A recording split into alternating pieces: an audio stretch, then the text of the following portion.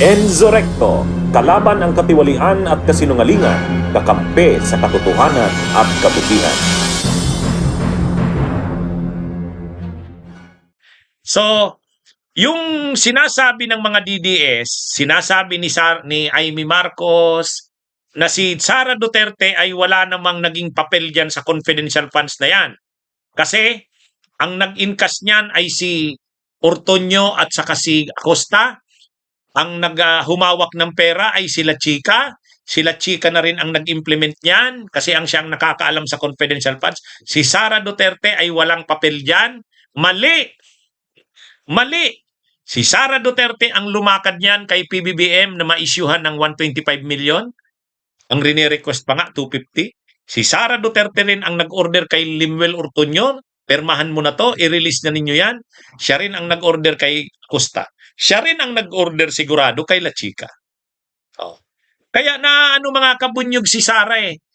Hindi siya nagpapakita dyan sa Kasi siya talaga ang pinaka-arkitekto at mastermind. Tama si Atty. May Nagracia. Siya yung arkitekto at mastermind ng lahat ng yan. Ha? Oh. Ano yan mga kabunyog? Yan yung mga na-establish dito sa mga hostile witnesses yan ha. Oh, kung iisipin natin hostile witnesses yan. Pag sinabi mong hostile witnesses, tao ni Sara yan. Tao ni Sara yan. Oh, tao ni Sara si Gina Acosta. Tao ni Sara itong si Ortonio. Kaya lang alangan namang hindi niya aminin, nakapirma siya eh. Nandun yung mga papel. Oh. Nandun yung mga papel, nakapirma siya. Kaya lang, ang sinasabi ni Ortonio, pumirma ako dyan kasi instruksyon ni VP Sara Duterte. Oh. So, alam ni Sara Duterte ang lahat ng nangyari sa confidential funds. Kaya yung sinasabing walang alam si Sara dyan, paano mo nasabing walang alam? Ha? Napaka-aktibo nga ng kanyang papel. Ha? Hindi lang siya, ang sinasabi kasi ni Amy Marcos, bakit? Binigyan nyo ba ng pera galing sa confidential fund si Sara? O di syempre ang sagot ni Acosta, hindi po. Ay natural. Pero pagkalipat kay La Chica noon, pagkalipat kay La Chica, ano nang nangyari kaya?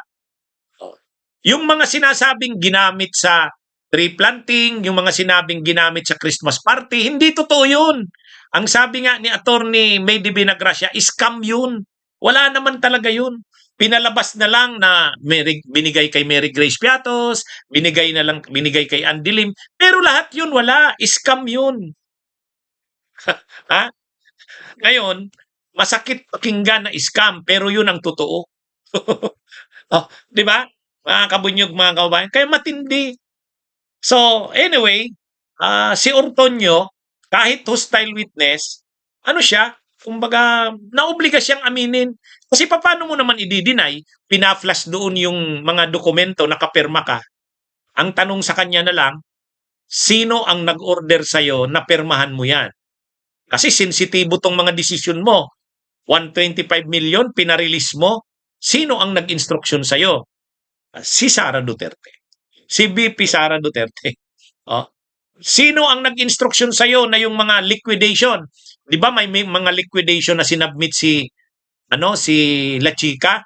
Kailangan certifyan yun ni Acosta. Kailangan certifyan din ni Ortonio. Kailangan nilang pumirma doon para ma-submit sa COA. Sino na naman ang nag-instruction sa kanya? Napirmahan niya yon? Si Sara Duterte. So lahat ng nangyari, yung mga ginawa ni Acosta, pinirmahan ni Acosta, pinirmahan ni Ortonio, Sara Duterte. Mga kabunyo. Kaya yung sinasabi na si Sara ay parang ignorante dyan, wala naman siya diyang papel sa confidential funds kasi ang nag-implement niyan ay sila Chica. Wala naman siya dyan, hindi naman siya humawak ng pera kasi ang nag-ingkas ay si Costa. Wala naman siya dyan kasi ang nagpirma dyan si Ortonio, hindi. Kabunyog mga kababayan. Kaya yan.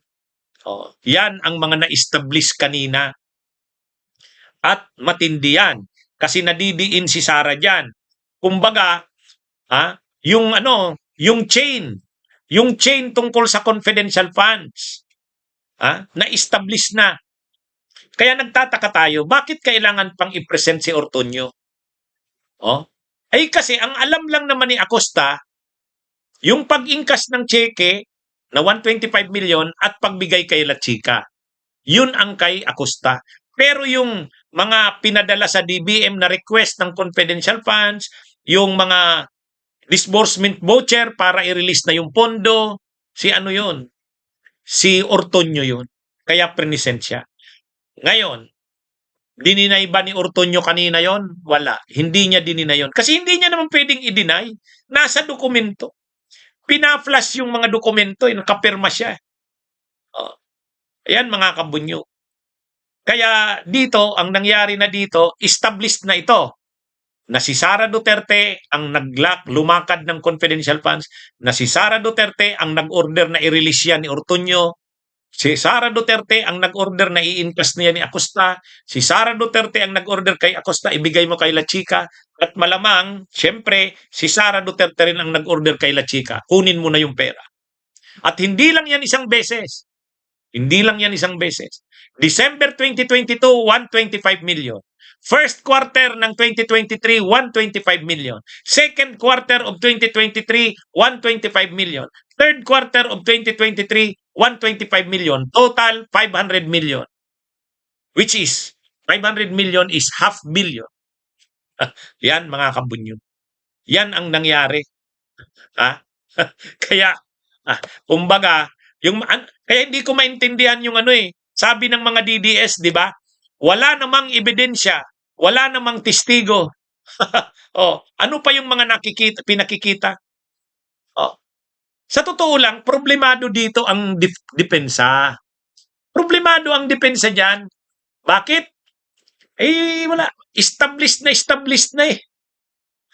Paano naman nila lulusutan yan? Si Sara, dapat humarap si Sara, sagutin niya lahat ng yan. Kasi siya ang nababanggit eh. Siya ang nababanggit na pinaka-mastermind niyan. Siya ang nababanggit na arkitekto niyan. Siya ang nababanggit na may... Kaya lang, humaharap ba si Sara? Hindi. Bakit hindi siya humaharap? Kasi scam nga eh. Scam nga. Mahihirapan siyang humarap kasi scam. Di ba? Ano ito? At hirap na itong defense team ni Sara. Sunod-sunod na ang kahihiyan ng defense team ni Sara. Samantalang yung mga abogado ng prosecution laging nagtitrending viral. Viral, si Kapunan, si Ligutan. Di ba? Itong si Attorney May Divina Gracia. Mga kabunyog. Yan na yung Si Sara dapat ang humarap. Kasi ang binabanggit ni Ortuño, si Sara. Ang binabanggit ni Acosta, si Sara. Ang nagsabi sa kanya na ibigay kay La Chica. So si Sara dapat. Chichi Burichi, shout out. Kaya ito mga kabunyog, damaging yung kanina. Kahit hostile witness yan supposed to be dahil hostile witness yan. Pabor kay Sara yan. Pero naman ang alangan namang under oath sila eh. Alangan namang magsisinungaling siya. Mga kabunyog. Kahit si Gina Acosta, under oath si Gina Acosta. So anong nangyayari sa kanya? Paulit-ulit na lang siya. Yung template na sagot niya, hindi ko po alam. Kasi po si Cornel La Chica po ang nakakaalam. Siya po kasi ang expert sa confidential funds. May tiwala po ako sa kanya kasi may tiwala din po sa kanya si BP Sara. Di ba? Paulit-ulit na lang sa ganun. So si Sara Duterte ang nagko-connect sa lahat ng yan. Kay La Chica, kay Acosta, kay Ortuño. Paano ngayon sasabihin ni Amy Marcos na walang pananagutan si Sara Duterte? Kasi hindi naman daw nakahawak ng pera sa confidential funds. Abelino Suligan, shout out. Kim Cerezo, shout out din sa inyo. Hindi, sa totoo lang, matindi to. So, tayong mamamayang Pilipino, magpapabudol pa ba tayo? Harap-harapan na tong scam na to. Ayaw ngang marinig ng mga nasa depensa yung term na scam. Pero ano pa bang tingin diyan? Scam. Ah, oh, 'di ba? Mga kabunyog, mga kababayan. Wala, scam talaga 'yan. Pero ano naman kaya ang magiging depensa ng defense diyan? Wala, mahihirapan na sila.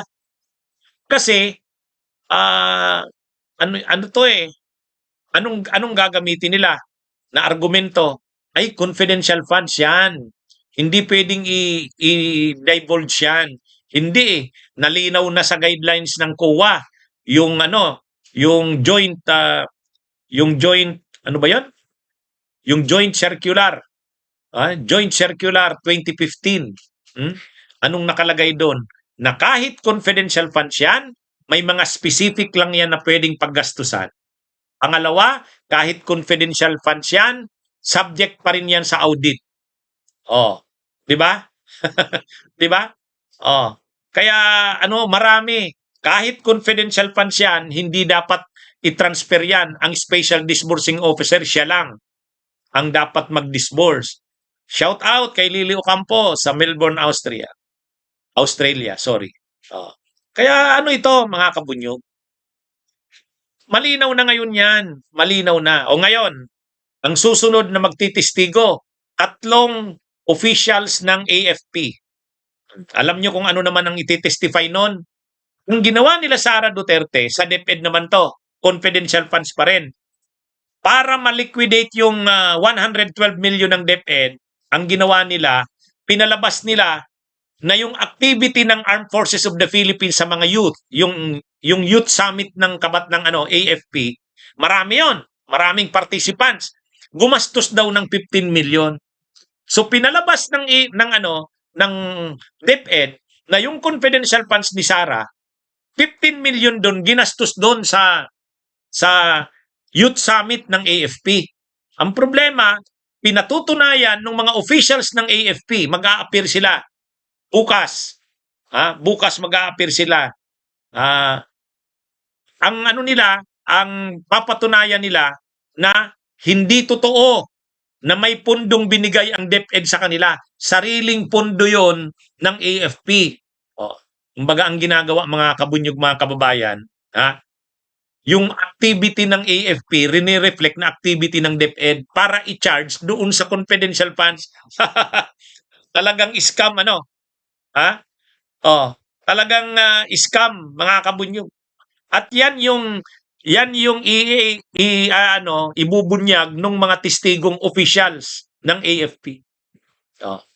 Itong sila La Chica at saka sila Nolasco, shout out kay Inday Sara Troll Army. Gugulong na sa ombudsman.